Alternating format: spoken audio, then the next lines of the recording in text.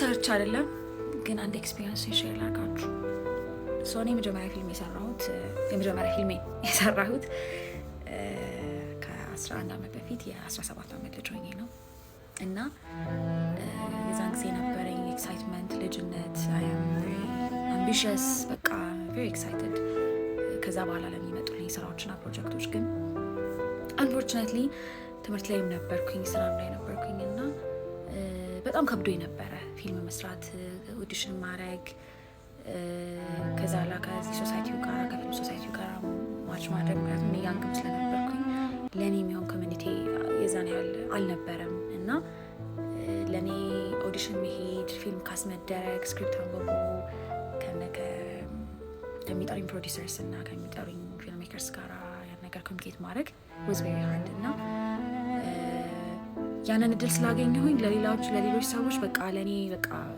ዶር ኦፕን የሆነ ነበረ ይመስል የነበረው ግን አልነበረም። it was very hard for me ሁሉም ኦዲሽኖች ለእኔ was challenging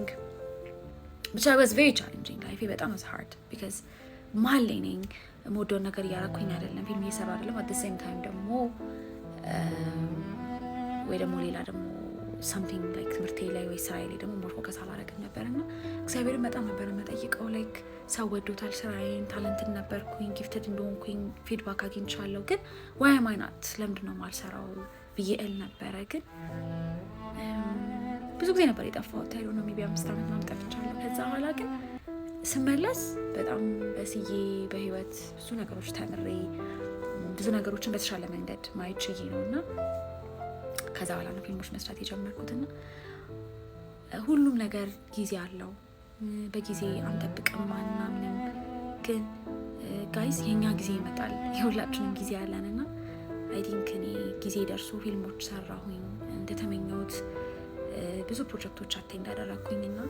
አየሁት እና ህይወታችን ላይ ሁሉ ጊዜም የሚሰጡን ነገሮች ሁሉ እኛ እንደፈለግናቸው ተቀብለን እንደፈለግናቸው አፕላይ ስላላረግናቸው